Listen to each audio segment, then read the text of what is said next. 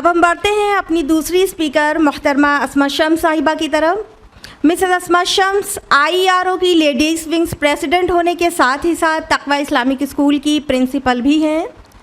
She has done double bachelors and double masters और अब research scholar हैं माशाल्लाह। जैसा कि मैंने ऑर्गेनाइजेशन का मकसद बयान किया, इसी मकसद को शुरू से अपनी ज़िम्मेदारी बनाकर सिस्टर अस्मा कंटिन्यूसली स्ट्राइव कर रही हैं। आपसे ट्रेंड होने वाली लेडीज़ और गर्ल्स ना सिर्फ शहर इलाहाबाद में बल्कि इलाहाबाद से बाहर भी इस मिशन को आगे बढ़ा रही हैं। She is a dynamic speaker who inspires our new generation. आपकी क्रिएटिविटी और आइडियाज़ से तंजीम को बहुत फ़ायदा हुआ है। She is actually an important asset for IERO अल्हम्दुलिल्लाह। अब मैं बहुत ही एहतराम के साथ मिसेस अस्मा शम्स को इस स्टेज पर बुलाना चाहूँगी कि वो यहाँ पर आएँ और अपनी तकरीर से हम सबको फैज़याब करें। सिस्टर अस्मा। अल्हम्दुलिल्लाह अल्हम्दुलिल्लाहि रब्बिल आलमीन वस्सलातु वस्सलामु अला रसूलिहिल करीम व अला आलिहि व अस्हाबिहि अजमईन। अम्मा बअदु अऊज़ु बिल्लाहि मिनश शैतानिर रजीम बिस्मिल्लाहिर रहमानिर रहीम। शहरु रमज़ान अल्लज़ी उन्ज़िला फ़ीहिल क़ुरआन हुदल लिन्नास व बय्यिनातिम मिनल हुदा वल फ़ुरक़ान फ़मन शहिद मिनकुमुश शहर फ़लयसुम व मन कान मरीदन औ अला सफ़रिन फ़इद्दतुम मिन अय्यामिन उख़र युरीदुल्लाहु बिकुमुल युस्रा वला युरीदु बिकुमुल उस्र वलितुकमिलुल इद्दत वलितुकब्बिरुल्लाह अला मा हदाकुम वलअल्लकुम तशकुरून। रब्बि इश्रह ली सदरी व यस्सिर ली अमरी वहलुल उक़दतम मिन लिसानी यफ़क़हू क़ौली। मेरे अज़ीज़ सामियात, आप सभी का खैर मक़दम है। अस्सलामु अलैकुम व रहमतुल्लाहि व बरकातुहू। जैसे कि बखूबी आपके इल्म में आ चुका है कि आज के इस सेमिनार का टॉपिक है आमदे रमज़ान, और अभी सिस्टर शाइस्ता से आपने रमज़ान की फ़जीलत और अहमियत पर एक जामे गुफ्तगू सुनी, और मेरी गुफ्तगू का मौजू होगा माह रमज़ान प्रिपरेशन, यानी रमज़ान की तैयारियाँ। तो अल्लाह सुब्हानहू व तआला की रहमत से एक रहमतों, बरकतों और इनायतों का महीना साया फगन हो चुका है और बस आया ही चाहता है। चूँकि ये महीना इतना अजीम और इतना अहम है कि इसकी हमें तैयारी करना चाहिए। इसकी अहमियत का अंदाज़ा इस हदीस से भी लगा सकते हैं जो कि इब्न माजा में भी है और मुस्नद अहमद में भी, और अल्लामा अलबानी ने इसको सिलसिलत सहीहा में सही हदीस करार दिया है। हदीस कुछ इस तरह है कि तलहा बिन उबैदुल्लाह रज़ियल्लाहु अन्हु फरमाते हैं कि कबीला बली के दो आदमी एक साथ रसूलुल्लाह सल्लल्लाहु अलैहि वसल्लम की खिदमत में हाजिर हुए और एक साथ उन्होंने इस्लाम कबूल किया। उनमें दोनों में से एक ज़्यादा इबादत गुजार था। फिर उसके बाद जो ज़्यादा इबादत गुजार था वो एक जिहाद में शामिल होता है और शहीद हो जाता है, और दूसरा 1 साल के बाद तबई मौत से वफ़ात पा गया। हज़रत तलहा बिन उबैदुल्लाह रज़ियल्लाहु अन्हु फरमाते हैं कि मैंने ख्वाब देखा कि मैं जन्नत के दरवाज़े पर खड़ा हूँ और वो दोनों अशख़ास भी वहाँ मौजूद हैं, और जन्नत से एक फ़रिश्ता आता है और उस शख्स को दाखिले की इजाज़त पहले देता है जो तबई मौत मरा था, और उसके बाद जो शहीद हुआ था उसको जन्नत में दाखिल होने के लिए बाद में एंट्री मिलती है। और तलहा बिन उबैदुल्लाह से कहा भी तुम्हारा वक्त नहीं आया। सुबह को वो बहुत हैरान हुए कि जिस शख्स की शहादत हुई उसको बाद में जन्नत में जाने को मिला, और जो तबई मौत मरा 1 साल बाद उसको पहले तो नबी सल्लल्लाहु अलैहि वसल्लम के सामने ये मामला पेश किया गया, ये ख्वाब बयान किया गया। तो अल्लाह के रसूल सल्लल्लाहु अलैहि वसल्लम ने फरमाया कि क्या उसको 1 साल बाद में एक रमज़ान और 6000 रकतें नमाज यानी फ़राइज़ और नवाफिल और नहीं मिली। इस हदीस से हमें क्या पता चलता है कि रमज़ान का पाना कैसे दर्जात की बुलंदी कर सकता है कि शोहदा के जो कि जिनका शोहदा का मकाम इतना आला है, इसमें किसी का कोई डिफरेंस ऑफ ओपिनियन नहीं है, लेकिन रमज़ान शोहदा के मकाम से आला मकाम तक पहुंचा सकता है अगरचे हम रमज़ान को सही तरीक़े से गुजारें। सहाबा किराम रज़ियल्लाहु अन्हुम अजमाइन और सहाबियात रमज़ान के आने से 6 महीना पहले से दुआएं करने लगते थे, अल्लाहुम्मा बल्लिगना रमज़ान, अल्लाहुम्मा बल्लिगना रमज़ान, अल्लाह में रमज़ान तक पहुंचा दे। इससे क्या पता चलता है कि सहाबा को इंतज़ार रहता था। क्यों इंतज़ार रहता था? अभी देखिए ना कि आप और हम सब की ज़िंदगी में पिछला जो रमज़ान आया था, हमने देखा कि उनमें से कई लोग, हमारे गिरदोपेश के कई लोग, कई मुताल्लिक़ीन इस रमज़ान में नहीं हैं हयात में। और अगर हम रमज़ान में दाखिल हो सकें ज़िंदगी से सेहत के साथ, तो ये कितनी बड़ी ब्लेसिंग है अल्लाह सुब्हानहू व तआला की। तो जाहिर है हम इसे यूं ही तो जाने नहीं देंगे और मैक्सिमम बेनिफिट चाहेंगे इस रमज़ान से।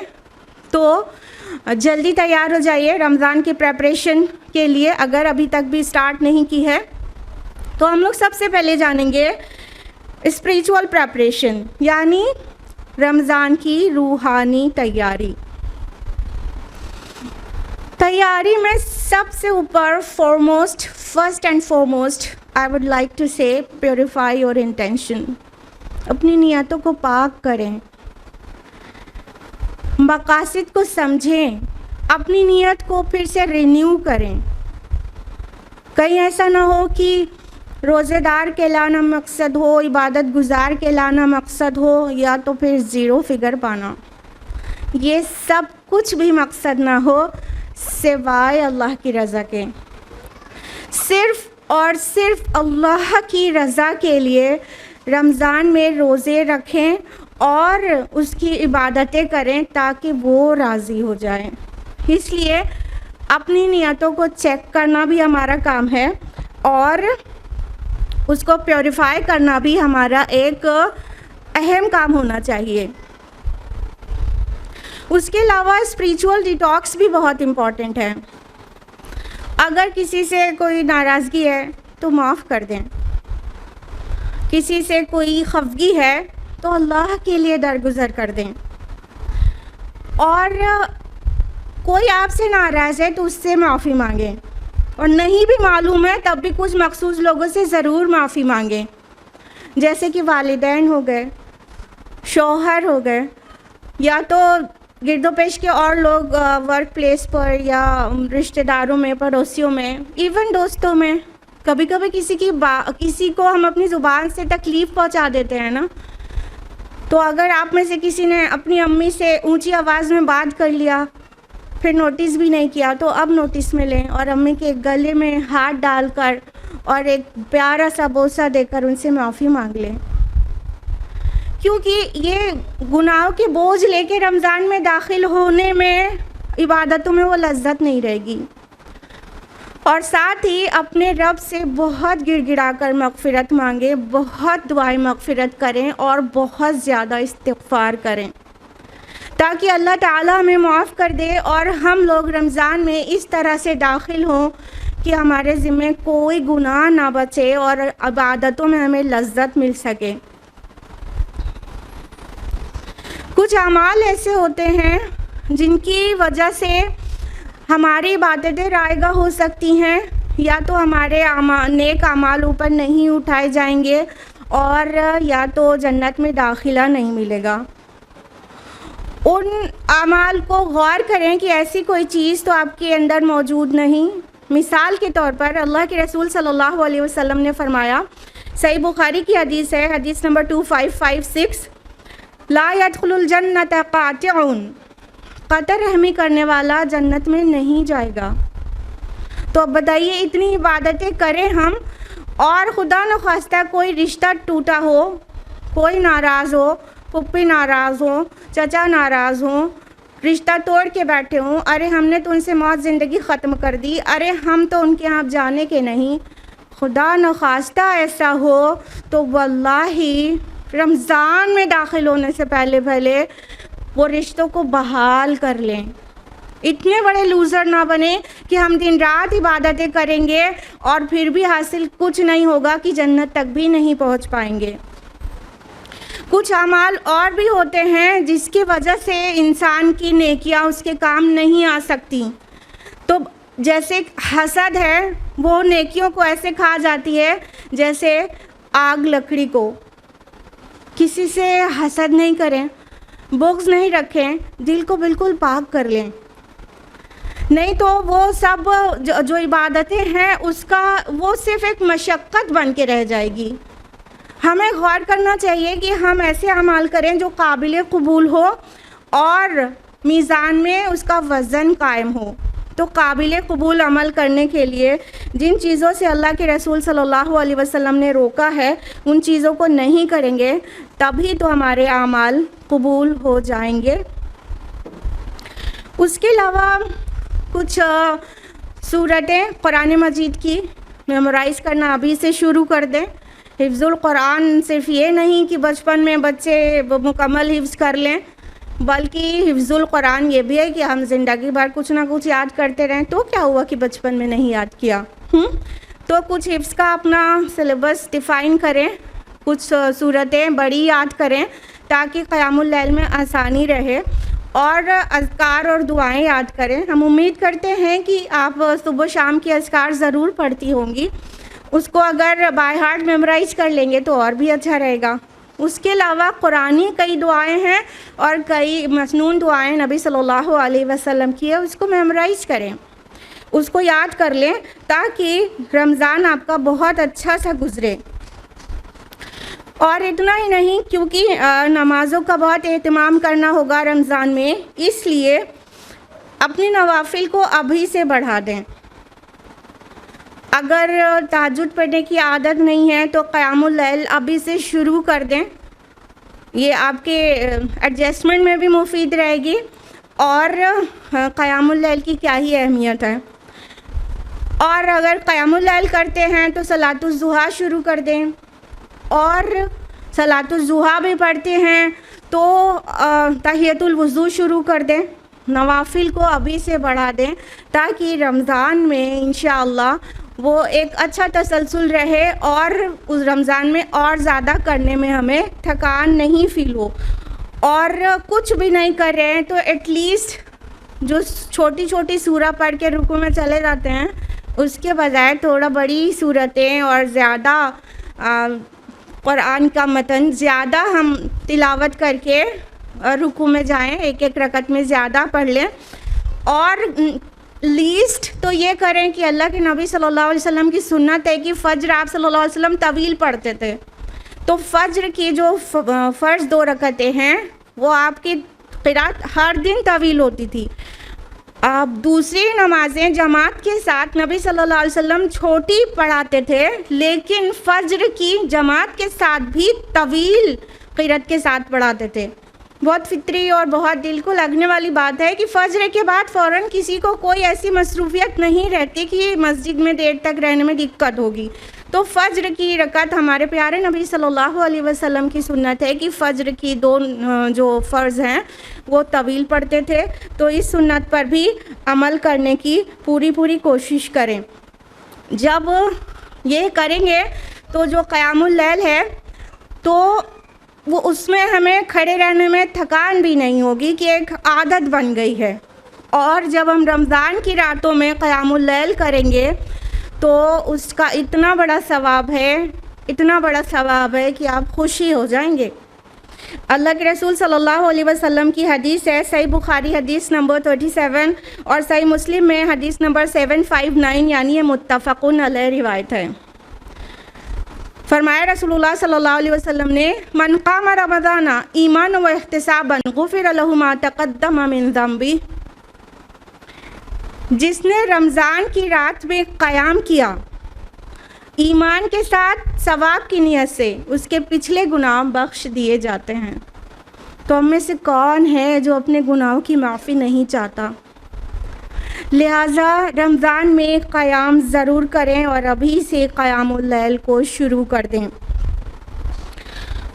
उसके अलावा अगर आप ज़कात रमज़ान में पे करती हैं तो उसे कैलकुलेट अभी कर लें।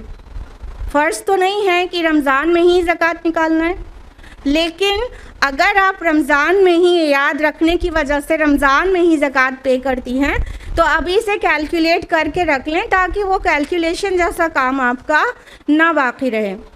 और सदक़ात की तरगीब अभी आपने सुनी सिस्टर शाइस्ता से, तो सदक़ात को अभी से बढ़ा दें, अभी से बढ़ा दें।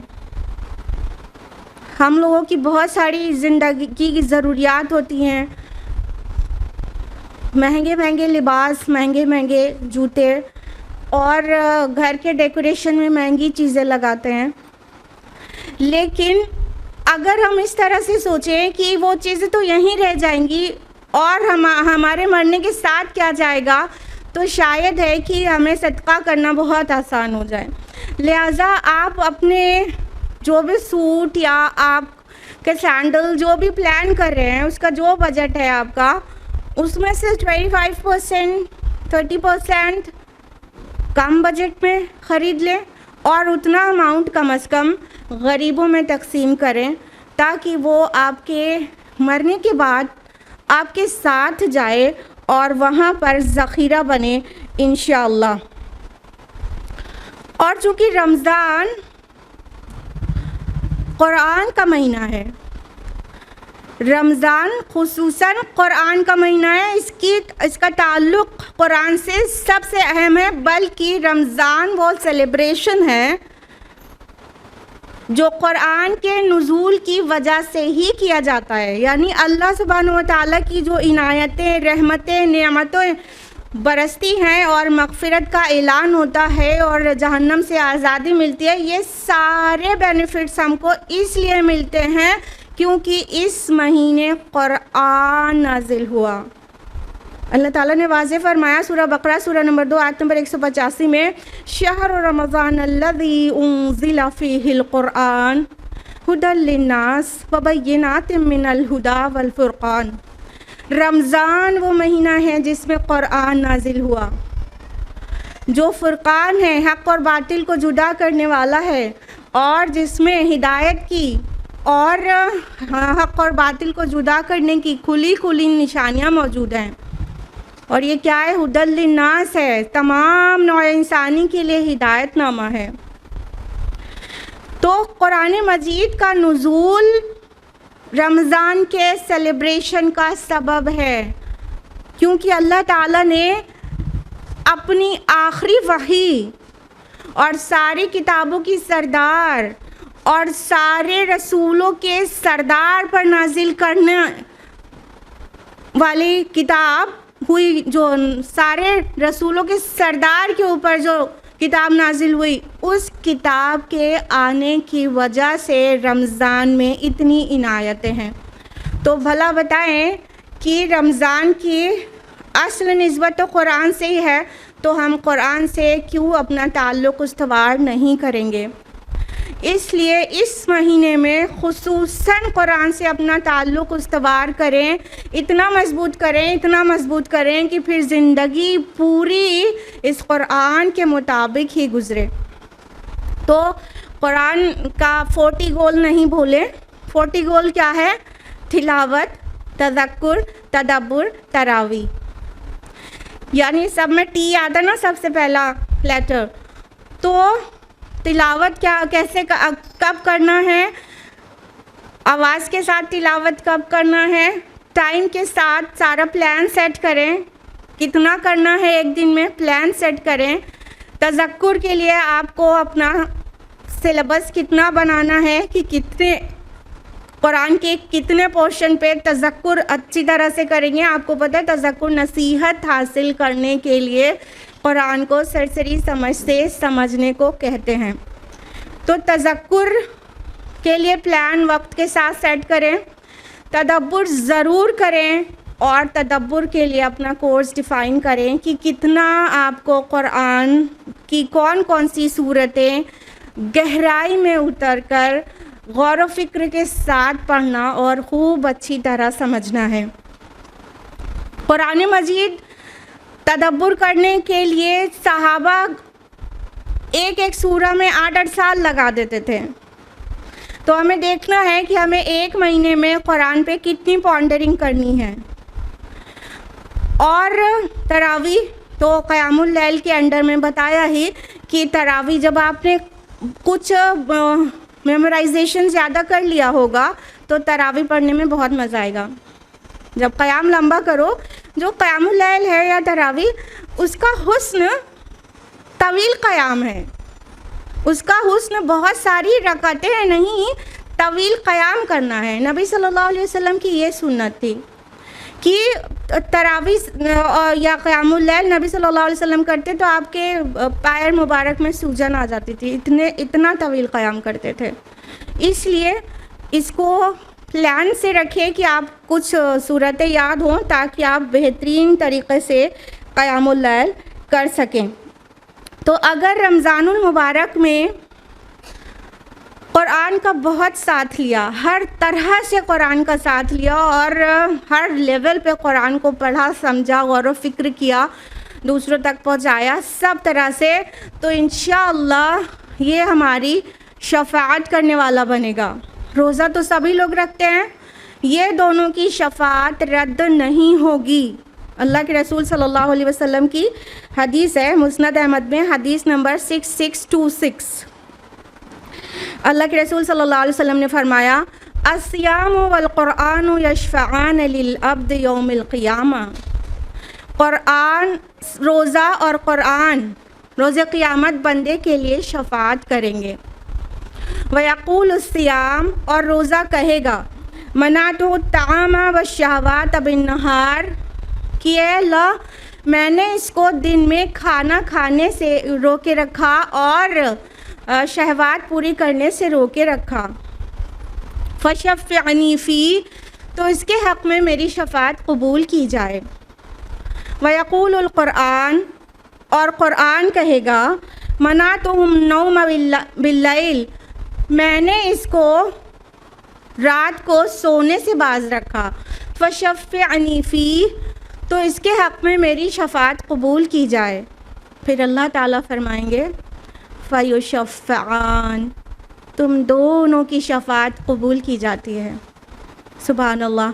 अल्लाहुम्मा रब्बना जअलना मिनहुम, अल्लाह उनमें से बनाए जिनकी रोज़ा और कुरान जिनकी शफ़ाअत करेगा। तो बातिल शफ़ाअत को ज़हनों से निकालें, शफ़ाअत हक़ के मुस्तहिक़ बने और कुरान मजीद का साथ इख्तियार करें और रोज़े को पूरे हुकूक़ की अदायगी के साथ अदा करें ताकि ये हमारी शफ़ाअत कराएं। सिर्फ़ कुरान का साथ आपको नहीं लेना है, बल्कि आपको दावत इलल कुरान भी करना है इंशाअल्लाह। कुरान मजीद की तरफ लोगों को बुलाना है। अभी आप देख रहे हैं उम्मा की क्राइसिस, उसमें जो टॉप मोस्ट रीज़न है वो क्या है? तर्क कुरान ही तो है ना। हम कुरान से इतना दूर हो गए कि सारी दुनिया में हम ज़लील व ख़ार हो रहे हैं। और इससे बाहर आने का एक ही तरीक़ा है कि हम कुरान की तरफ पलटें, रुजू इलल कुरान की तहरीकें चलाएं।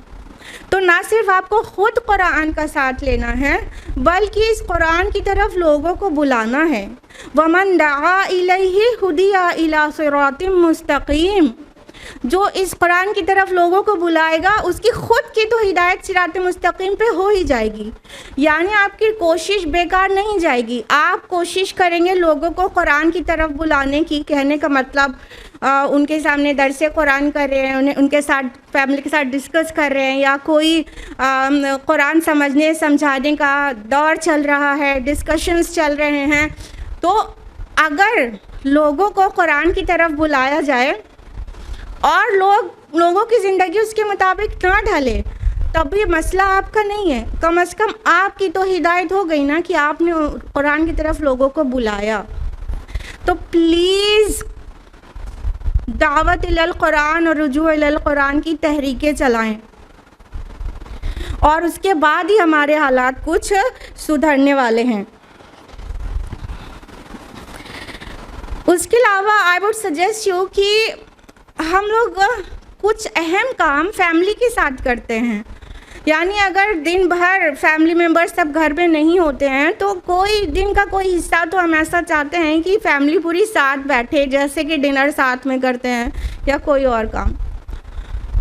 तो हम ये कहना चाहते हैं कि एक फैमिली इबादत टाइम भी होना चाहिए। एक फैमिली के साथ कुरान मजीद का कोई डिस्कशन हो या तरावी कोई पढ़ाए घर में एक फ़र्द और बाकी लोग पूरी फैमिली साथ में पढ़ें, या तो कुछ भी अच्छा साथ में बैठ के इबादत करने का कोई प्लान होना चाहिए। उससे आपके घर में जो एक दूसरे से रिश्ता है वो भी स्ट्रांग होगा, और जिनके घर में बच्चे हैं उनके ऊपर बहुत अच्छा असर पड़ेगा। और छोटे बच्चों के लिए आई वुड सजेस्ट कि आप एक छोटा सा इबादत कॉर्नर उनके लिए सजा दें, एक कोने में उनके मस्जिद जैसा लुक दे दें, ताकि वो भी शौक़ से दिन भर कुछ ना कुछ दुआएं और कुछ ना कुछ इबादत में लगे रहें अपनी उम्र के हिसाब से। तो उससे एक माहौल बनता है, बच्चों में बचपन से ये चीज़ें जाती हैं कि मुझे भी इबादत करना है, मम्मा कर रही है मुझे भी करना है। तो अगर आप उनका एक छोटा सा कॉर्नर सजा देंगे, थोड़ा मस्जिद जैसा लुक दे देंगी, तो बहुत शौक़ से इबादत करेंगे और उन्हें दुआ करने के लिए बहुत तरगीब दीजिए। तो कुछ बहुत ही छोटे बच्चे हैं तब भी दुआ करने के लिए बैठे रहेंगे और अल्लाह ताला के साथ उनका कनेक्शन बहुत अच्छा होगा बचपन से ही। तो अल्लाह ताला के साथ जोड़ने की बहुत कोशिश करें बच्चों को बचपन से ही, और पूरी फैमिली मिलकर कोई ना कोई इबादत का कोई ना कोई शक्ल एक साथ ज़रूर करें, चाहे 20-30 मिनट का ही हो, लेकिन एक फैमिली इबादत टाइम भी होना चाहिए। हम यूँ तो पूरे साल आपसे कहते रहते हैं कि अल्लाह सुब्हानहू व तआला की आयात पर गौर व फिक्र करें, तफक्कुर करें, लेकिन अगर आपकी आदत नहीं बन रही है तो कम से कम इस महीने में आदत डाल लें। कुछ ना कुछ टाइम आप ज़रूर निकालें जो अल्लाह की आयात पर गौर व फिक्र करें।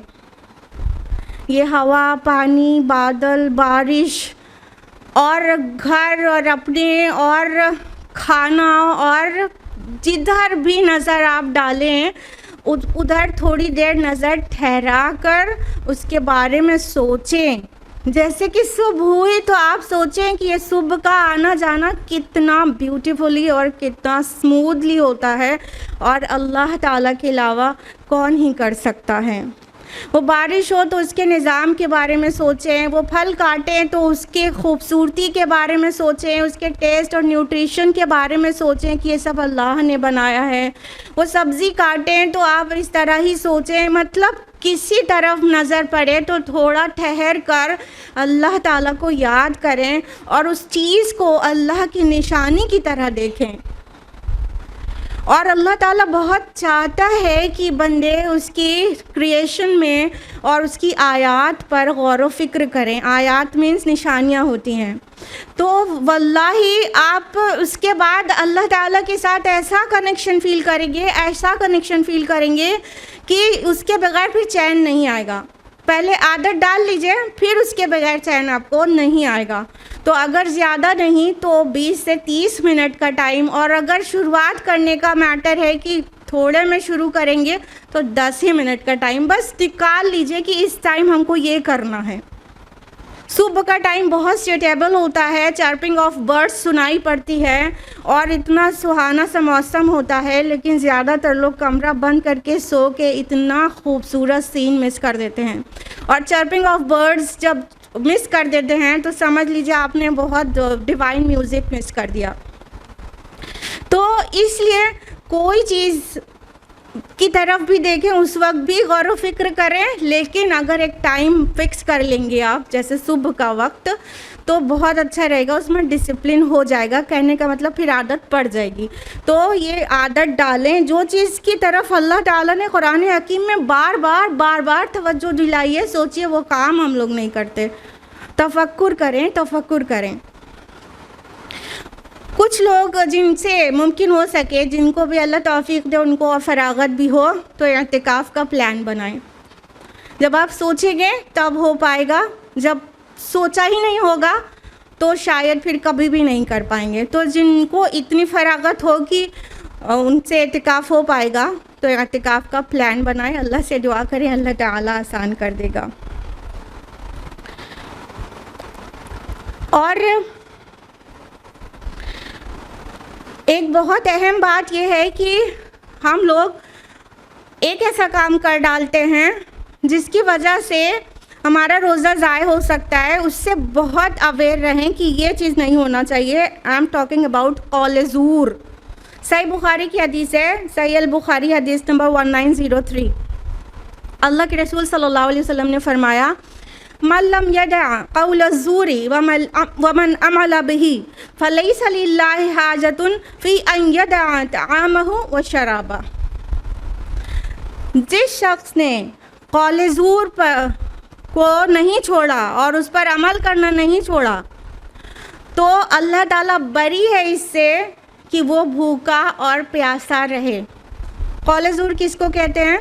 हर किस्म के झूठ को, झूठ बोलना, झूठी कसम खाना, बहतान लगाना, झूठ पर साइन करना, किसी भी किस्म का झूठ जो हकीकत के ख़िलाफ़ हो, उसको कौल ज़ूर कहते हैं। तो कौल ज़ूर से परहेज़ करना है। यानी कि झूठ तो पूरी सोसाइटी में इस तरह से आम है कि जैसे लगता है कि झूठ के बगैर ज़िंदगी ही नहीं चल सकती है। और कोई अगर कह दे कि हम झूठ नहीं बोलते, तो उसको फ़ौरन ये सुनने को मिलता है कि यही सबसे बड़ा झूठ है। गोया झूठ के बगैर ज़िंदगी चल ही नहीं रही है लोगों की। क्या कहना क्या चाहते हैं लोग। और अगर इसी तरह झूठ बोलते हैं तो फिर रमज़ान में और रोज़े की हालत में भी मुंह से निकलेगा। और फिर अल्लाह ताला कह रहे हैं भूखा प्यासा रहे, उससे हमें हाजत नहीं है उसके भूखे प्यासे रहने की। कहने का मतलब पूरी इबादत हमारी नलीफाई हो जाएगी। हम इतनी मशक्क़तों के बाद रोज़ा रखें और कबूल भी ना हो और सिर्फ भूख प्यास बन के रह जाए, तो कितने बड़े लूज़र हैं। तो कौल ज़ूर को एड्रेस करें, और उसके लिए अगर झूठ बोलने की आदत है तो स्टिकी नोट्स लगाएं ताकि वो आपको रिमाइंडर दे और किसी तरह ये बुराई निकल जाए, ताकि इबादतें खुसूसन सियाम व क़याम कबूल हो सके। अब हम बात करेंगे मेंटल प्रिपरेशन की, यानी ज़हनी तैयारी की। ज़हनी तैयारी भी बहुत अहम होती है। जब ज़हनी तैयारी हो तब अच्छा फ़ील होता है किसी चीज़ को करने में। तो सबसे पहले तो हमें ये चाहिए कि हम जानें कि हमारे रब अल्लाह सुब्हानहू व तआला ने रमज़ान और सौम के मुतालिक कुरान मजीद में क्या कहा है। उसके लिए आपको कुछ भी मशक्क़त करने की ज़रूरत नहीं है। पूरा सौम के मुतालिक और रमज़ान के मुतालिक पूरी बात सिर्फ 6 आयत में कूज़े में समंदर की तरह समो दिया गया है। बस आपको थोड़ा तदब्बुर करना है सूरा बकरा के 23वें रुकू पर, जो कि आयत नंबर 183 से आयत नंबर 188 तक है। इसी में सारे अहकाम और हिकमतें रोज़े और रमज़ान की सब कुछ वहाँ मेंशन्ड है। तो उसको पढ़ें ताकि जहन बने, दिल में बात जाए, एहसास हो कि मकसद क्या है रोज़े का, लअल्लकुम तत्तक़ून, अहमियत क्या है रमज़ान की, शहर रमज़ान अल्लज़ी उन्ज़िला फ़ीहिल क़ुरआन, और अहकाम क्या हैं सहरी के और इफ्तार के और शौहर बीवी के रिश्ते। ये सारी चीज़ इन एडवांस जान लें ताकि जहन तैयार हो जाए। साथ ही कई अहादीस के कलेक्शन में किताबुस सौम है, सब बुखारी मुस्लिम में है, बहुत सारी सभी किताबों में। तो किताबुस सौम की कुछ अहादीस पढ़ें ताकि कई मसाइल भी पता चले और एक माहौल डेवलप हो जाए।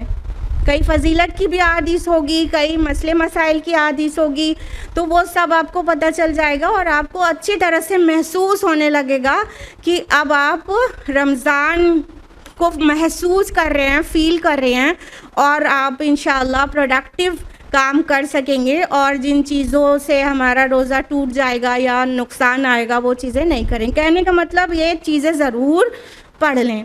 उसके अलावा माशाअल्लाह दायान इस्लाम बहुत सारी प्री रमज़ान सीरीज़ कर रहे हैं, तो अगर आप सोशल मीडिया पे एक्टिव हैं तो प्री रमज़ान सीरीज़ देख डालिए। कोई दर्स कुरान, खुलासे कुरान या लेक्चर्स रमज़ान के ऊपर उसको सुन डालिए, तो फिर क्या होगा कि ये एक बहुत अच्छी ज़हनी तैयारी होगी ताकि दिल खुश रहे और बड़े ही शौक़ से हम रमज़ान की इबादतें कर सकें। और हमने ज़रूर कहा आपसे कि वो आप सोशल मीडिया पर एक्टिव हैं तो ऐसा कर लीजिए, लेकिन प्लीज़ डिजिटल डिटॉक्स करिए अपना, इस डिवाइस से थोड़ा बाहर आएँ, कम करें, स्क्रीन टाइम अपना रिड्यूस करें।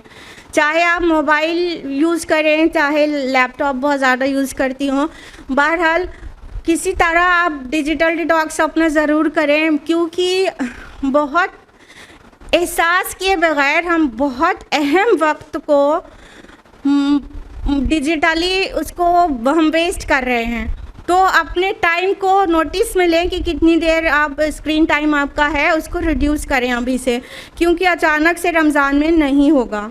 और अनफॉर्चुनेटली बहुत सारे लोग ऐसे हैं जो बिल्कुल मोबाइल के एडिक्ट हैं। जैसे सांस लिए बगैर इंसान नहीं रह सकता, पानी पिए बगैर इंसान नहीं रह सकता, कुछ एक लोग मोबाइल के बगैर बिल्कुल भी नहीं रह सकते। और हमें हैरानी है कि हम सोचते थे पहले कि लोग सिर्फ वॉशरूम जाने तक ही मोबाइल छोड़ते हैं, लगता है, और उसके अलावा मोबाइल साथ ही में रहता है। और हम शॉक्ड तब हो गए जब हमने किसी को कॉल किया और उन्होंने कहा कि अभी तो आई एम टेकिंग शावर, मैं नहा रही हूँ, बाहर निकलूँ तो बात करूँ, बाहर निकल के देखती हूँ फिर बताती हूँ। तो तब हमें पता चल गया कि ये उतनी देर के लिए भी मोबाइल नहीं छूटता है। वो कोई जायज़ चीज़ का भी एडिक्शन अच्छी बात नहीं है। ज़रा इस एडिक्शन से बाहर आएं और अपने टाइम को रिलीज़ करें और प्रोडक्टिव काम में लगाएं। और रमज़ान में अगर आपकी आदत नहीं छूटी हुई होगी तो पहले ही दिन से कैसे ही छूट जाएगी? एडिक्शन पे एक ही दिन में कैसे छूट जाएगा? This is why I am saying this कि please reduce your screen time. अभी से कम करें, कम करते करते शायद है कि रमज़ान में कंट्रोल कर पाएँ। उसके अलावा आई वुड से कि इंक्रीज़ योर सब्र एंड शुक्र। अपने सब्र को बढ़ाएं, क्योंकि ये रमज़ान सब्र का महीना है। हमें अल्लाह ताला की मासियत से बचने के लिए सब्र करना होता है और इस महीने में बहुत ज़्यादा ताकीद की गई है इन चीज़ों की कि हम छोटी मासियत से भी बचें। तो अपने सब्र को बढ़ाएं, ना सिर्फ मासियत को छोड़ने के लिए, अल्लाह की नाफरमानी को छोड़ने के लिए, बल्कि इबादतों में भी सब्र की ज़रूरत पड़ती है, इबादतों को करने में और स्टेडफास्ट रहने में, अपने मोटिव्स, अपने मिशन में, अपने गोल्स और प्लान्स को पूरा करने में, इन सभी चीज़ों में सब्र की ज़रूरत होती है। और हाँ, खुशियों के टाइम भी सब्र की ज़रूरत होती है। जी हाँ, शादी ब्याह पार्टी हो तो भी सब्र की ज़रूरत होती है। कैसे? अपने अरमान को तज कर, बहुत अरमान रहते हैं, उन अरमानों को छोड़ के भी सब्र करना होगा। कहने का मतलब सब्र के बग़ैर इंसान जन्नती में नहीं जाएगा। जन्नत तो असल सब्र का ही बदला है। तो सब्र को बढ़ाएं और रमज़ान में मज़ीद इसको ऐसा प्रैक्टिस में लें कि फिर बाकी के 11 महीने साबिरा बन चुकी हों आप। और शुक्र को भी बढ़ाएं। हम लोग क्या करते हैं कि कुछ स्पेशल और कभी कभार कोई नेमत हाथ लगती है तो शुक्र याद आता है, लेकिन जो चीज़ हर वक्त मिली हुई है कंटिन्यूटी के साथ, उस पर शुक्र का ध्यान ही नहीं जाता। मिसाल के तौर पर खाना खाते हैं, पानी पीते हैं, घर है, छत है, और इलेक्ट्रिसिटी है, हाईटेक एरा में रह रहे हैं, वालिदैन जिनके पास हैं और फैमिली मेम्बर्स हैं, मतलब अनगिनत चीज़ें ऐसी हैं जो मुस्तकिल मिली हुई रहती हैं, तो हमें लगता ही नहीं कि इसके लिए बस शुक्र करना है। तो गौर करें और शुक्र करें। उसके अलावा चूँकि हम सब ख़वातीन हैं तो हमारा एक टाइम ऐसा भी आता है जिस वक्त हम नमाज रोज़ा नहीं कर सकते हैं, तो अपने मेंसेस टाइम को कैसे गुजारना है उसको प्लान करें। उसको क्योंकि ख़वातीन की आदत होती है कि जैसे सब दिन बहुत अच्छी इबादत में चलती रहती हैं और जैसे ही वो वक्त शुरू होता है तो ऐसे स्विच ऑफ हो जाती हैं जैसे कि किसी ने फ़ैन को स्विच ऑफ कर दिया हो। तो ऐसे नहीं करें, सिर्फ कुछ ही चीज़ें तो नहीं कर सकते, बाकी सब चीज़ें कर सकते हैं ना, इसलिए पहले से प्लान सेट करके रखें कि उन अयाम में क्या करना है। जैसे आप कुरान सुन तो सकती है ना, तर्जुमे के साथ कुरान सुने, तफसीर भी इवन ऑडियो बुक्स अवेलेबल हैं, ऑडियो बुक्स तफासिर की सुने। और उसके अलावा कई ऐसी चीज़ें होती हैं, कई बुक्स आप रीड करना चाहते हैं, जैसे अपने नबी की सीरत को जानना बहुत अहम है, लेकिन अगर वक्त नहीं जुटा पा रहे हैं तो ठीक है, प्लान सेट करके रखें कि उन अयाम में हमें ये वाली सीरा बुक मुकम्मल करना है।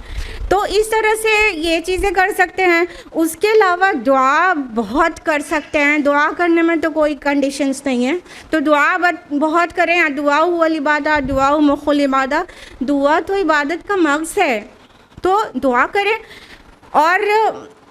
और जो दुआएं आपको मेमोराइज़ अभी तक नहीं हुई हैं उसको मेमोराइज़ कर डालें, क्योंकि पहले से भी करेंगे और उन अयाम में दुआओं को मेमोराइज़ कर सकते हैं ना। और बहुत इफ़ेक्टिव तरीक़ा मेमोराइज़ करने का ये भी रहेगा, जो अलग से टाइम नहीं देना पड़ेगा आपको, वो ये कि आप हाई बाय मेथड से स्टिकी नोट्स लगा के दुआएं मेमोराइज़ कर सकते हैं।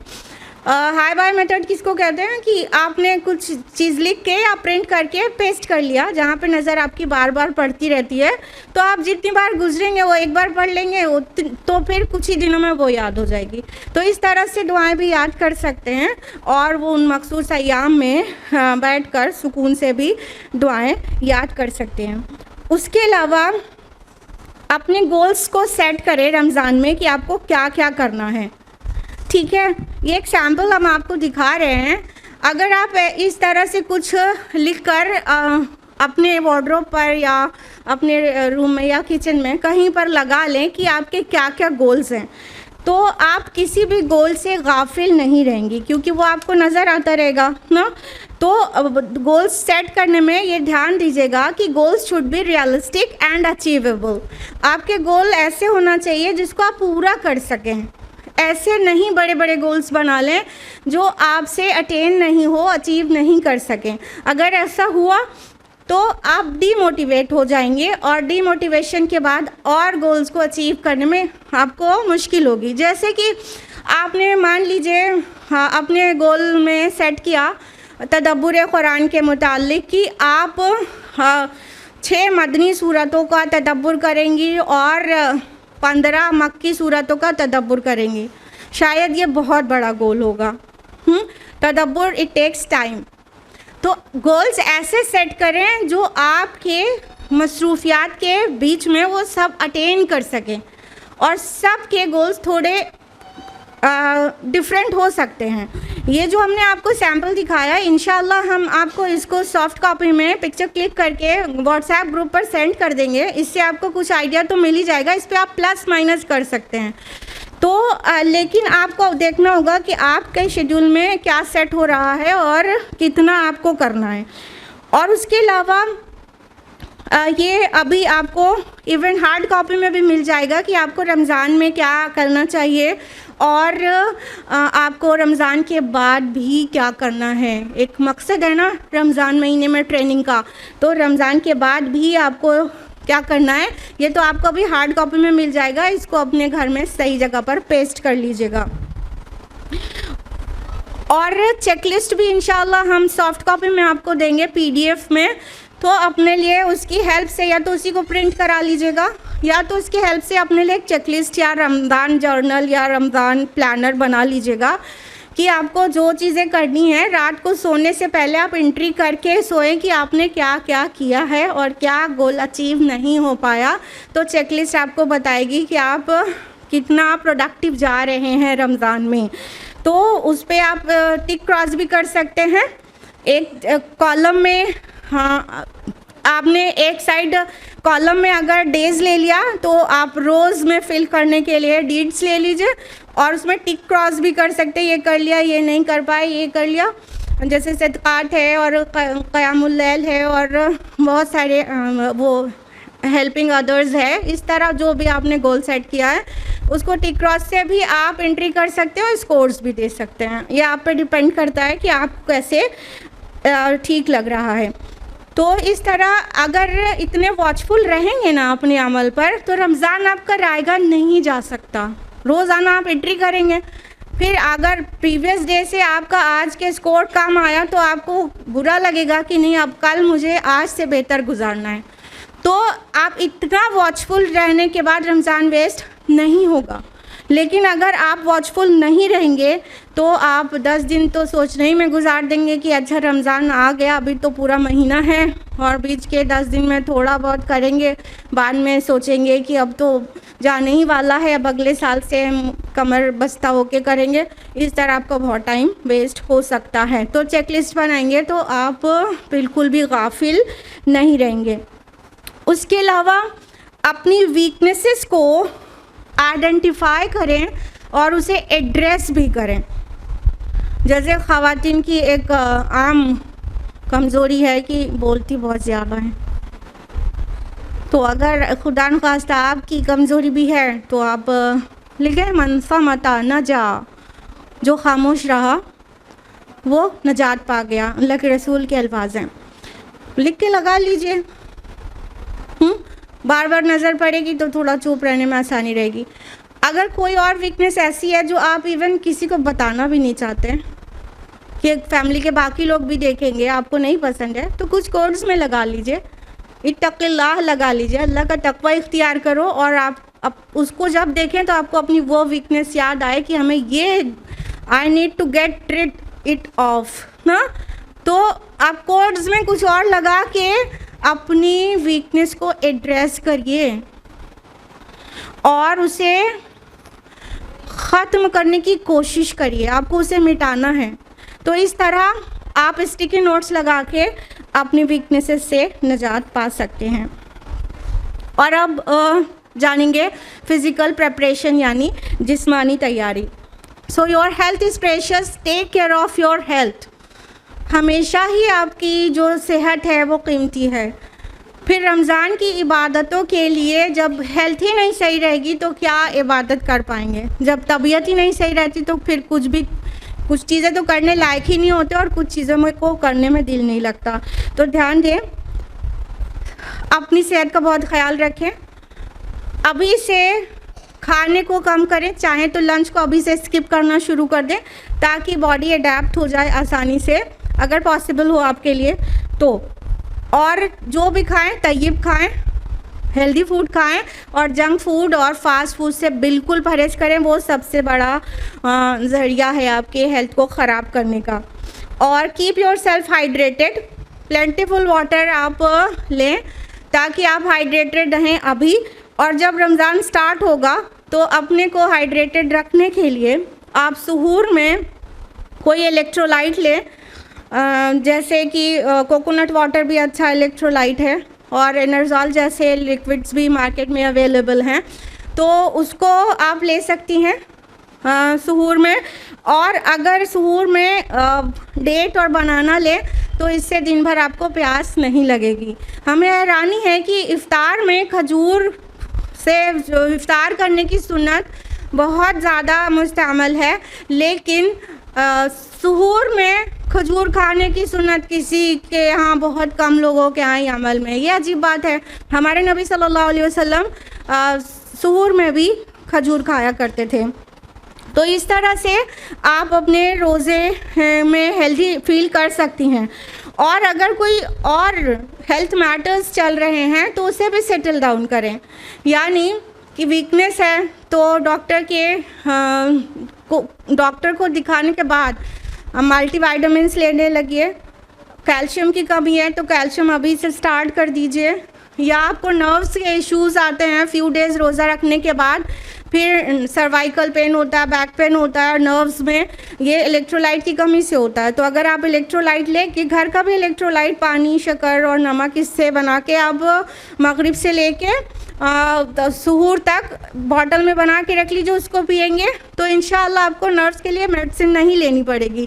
लेकिन अगर नर्व्स की ज़्यादा ही दिक्कत है तो आप कोई नर्व्स के लिए भी अच्छी मेडिसिन लीजिए, ताकि जब भूख प्यास की हालत में नसें सूखती हैं तो फिर जिनको सर्वाइकल प्रॉब्लम है या बैक पेन है तो उनको दिक्कत होती है, तो उसको पहले से सेटल कर लीजिए। और अगर किसी को गैस्ट्राइटिस की प्रॉब्लम है कि भूखा होते ही उसको इतनी गैस बनने लगती है कि उससे मज़ीद कई परेशानियां हो जाती हैं, तो डॉक्टर की एडवाइस से पैंटोप्राज़ोल या रेबेप्राज़ोल इस तरह की मेडिसिन सहरी में खा लें तो इंशाल्लाह दिन भर गैस्ट्राइटिस की वजह से आपको इश्यूज़ नहीं आएंगे। और अगर विमेन स्पेसिफिक कुछ प्रॉब्लम्स हैं तो गायनेकोलॉजिस्ट से मिल लीजिए। रमज़ान में डॉक्टर ना भागना पड़े, गायनेकोलॉजिस्ट से मिल लीजिए, उनको उन मैटर्स को सेटल डाउन करिए ताकि आपको रमज़ान में डॉक्टर के पास जाने का वक्त ख़राब ना हो। उसके अलावा अगर आपको चाय कॉफ़ी ज़्यादा पीने की आदत है तो अपनी कैफ़ीन को अभी से कट डाउन करिए। अगर ऐसा नहीं किया तो रमज़ान में जब आप चाय कॉफ़ी नहीं पिएंगे तो कैफ़ीन की कमी से आप लिथार्जिक हो जाएंगे और आपको सुस्ती रहेगी। तो अभी से उसको कम करते हुए रमज़ान स्टार्ट हो then it would be better. और अपने स्लीप शेड्यूल को भी थोड़ा रीसेट कर लीजिए अभी से, क्योंकि अचानक सहरी में उठना या आपके लिए आपकी स्लीप साइकिल को डिस्टर्ब करेगा तो आप डिस्टर्ब होंगी।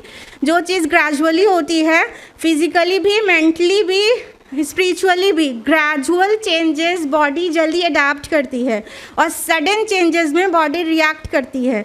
तो इसलिए कुछ चीज़ें पहले से करते रहिए ताकि रमज़ान में कोई इश्यूज़ नहीं आए। उसके अलावा आजकल एंजाइटी और डिप्रेशन और कई मेंटल हेल्थ सबकी अफेक्टेड है, सबकी शायद, हाँ अगर हम गलत नहीं हैं, क्योंकि एंजाइटी तक तो सबको हो ही रहा है, तो उसको भी एड्रेस करिए एंड डी स्ट्रेस योरसेल्फ। आप अपने किसी फ्रेंड, अपनी वालिदा, अपनी बहन, किसी से भी अपनी बातें बताती हैं ताकि आपका दिल हल्का हो जाए, तो फ़ौरन ये काम कर लें।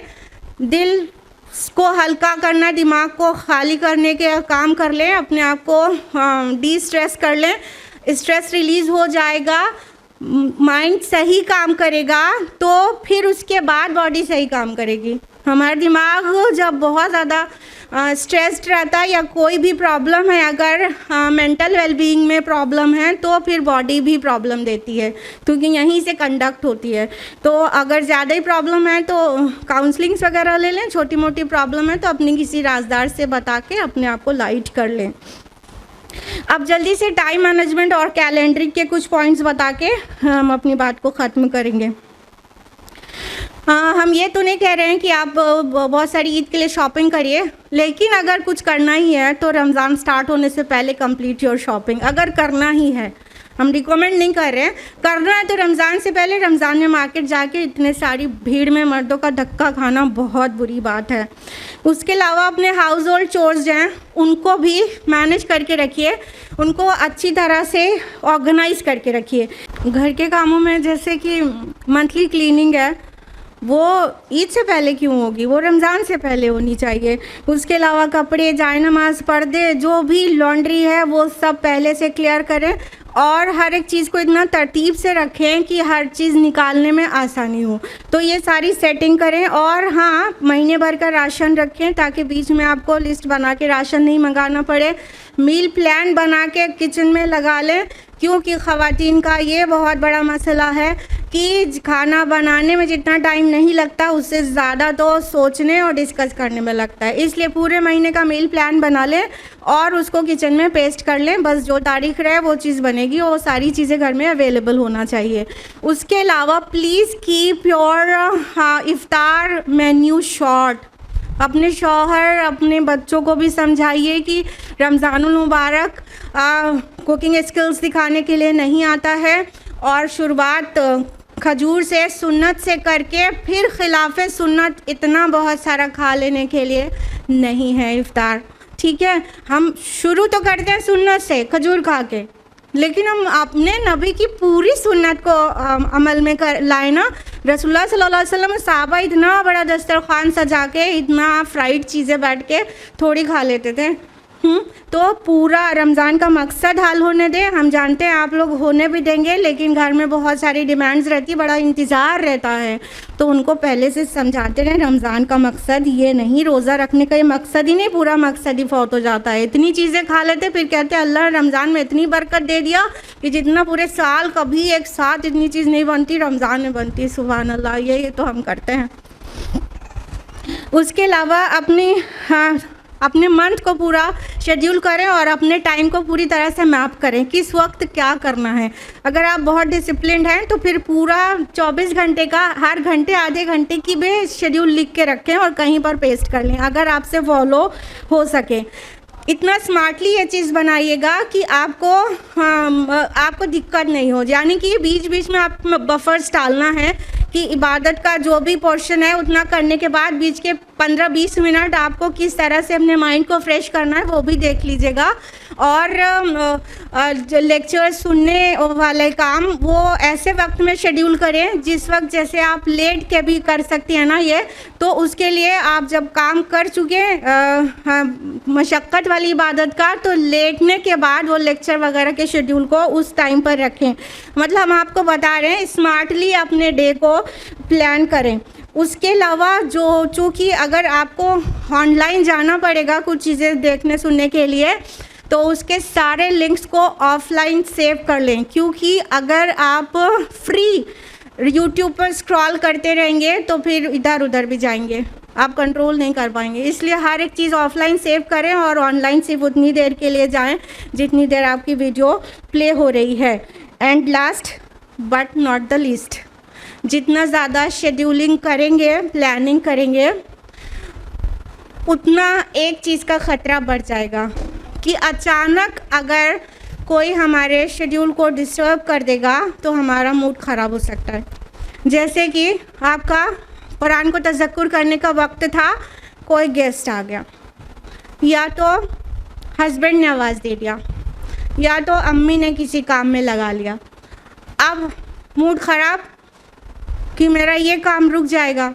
गौर करने की बात यह है कि जो भी चीज़ आप करने जा रहे थे उसका मकसद क्या था। सबसे पहली बात क्या कही थी? प्योरीफाई और इंटेंशन, रज़ाए इलाही के लिए काम करना है। तो जब रज़ाए इलाही के लिए ही तज़क्कुर बिल कुरान करना था, तो अब रज़ाए इलाही इसमें है कि हम मेहमान को खूब मुस्कुरा कर रिसीव करें या शौहर या वालिदा को टाइम दें। अब रज़ाए इलाही इधर है, उधर नहीं है।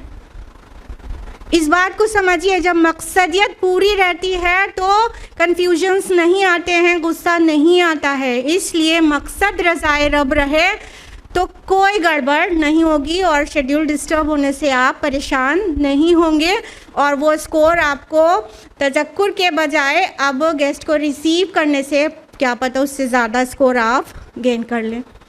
तो इस तरह से हम अपने रमज़ान को प्रोडक्टिव बनाएं। और रोज़ा रखने वालों के लिए क्या खुशखबरी है, अल्लाह के रसूल की हदीस सुना के आपसे रुखसत होंगे।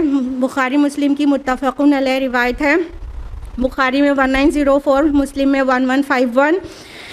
ये हदीस कुदसी है। अल्लाह के रसूल सल्लल्लाहु अलैहि वसल्लम फरमाते हैं कि अल्लाह ताला फरमाता है, कुल्लु अमल इब्ने आदम अला, इब्ने आदम का हर अमल उसके लिए है, इल्ला सियाम, सिवाय रोज़ों के, फ़इन्नहु ली, बस वो मेरे लिए है, व अना अज्ज़ी बिही, और मैं ही उसकी जज़ा दूँगा। इसकी एक क़िरात व अना उज्ज़ा बिही भी है कि और मैं ही उसकी जज़ा हूँ। तो रोज़े के बदले अल्लाह का बहुत बड़ा रिवॉर्ड मिलता है, यूँ कहिए अल्लाह को ही पा लेता है इंसान। तो हम इन खुशनसीब लोगों में से हों कि हमारी इबादतें काबिल कबूल हों। एक दुआ के साथ अपनी गुफ्तगू को तमाम करेंगे। सुनन अबू दाऊद हदीस नंबर 1522, अल्लाहुम्मा इन्नी अला ज़िक्रिका व शुक्रिका व हुस्नि इबादतिक। ए अल्लाह में तौफ़ीक़ दे कि हम आपका ज़िक्र करें, आपका शुक्र करें और आपकी अच्छी इबादत करें। आमीन या रब्बल आलमीन। वाखिरु दावाना अनिल हम्दुलिल्लाहि रब्बिल आलमीन। वस्सलामु अलैकुम व रहमतुल्लाहि व बरकातुहू। जज़ाकल्लाह खैरा सिस्टर। अल्हम्दुलिल्लाह, आपने बहुत ही अहम नुकात की तरफ हमारी रहनुमाई की और यकीनन अगर हम इस पर अमल पैरा होंगे तो इंशाअल्लाह पूरी तैयारी के साथ रमज़ान में दाखिल हो सकेंगे और इस मुबारक मौके से खूब फ़ायदा उठा सकेंगे। अल्लाह ताला से दुआ है कि अल्लाह रब्बुल इज़्ज़त हमें इस रमज़ान भरपूर इबादत करने की तौफ़ीक़ अता फ़रमाए और हम वैसे रमज़ान गुजारें जैसे हमारा रब पसंद करता है। इसके साथ ही हमारे प्रोग्राम का अख्तिताम होता है। सुब्हानकल्लाहुम्मा व बिहम्दिका नशहदु अल्ला इलाहा इल्ला अंता नस्तगफिरुका व नतूबु इलैक। वस्सलामु अलैकुम व रहमतुल्लाहि व बरकातुहू।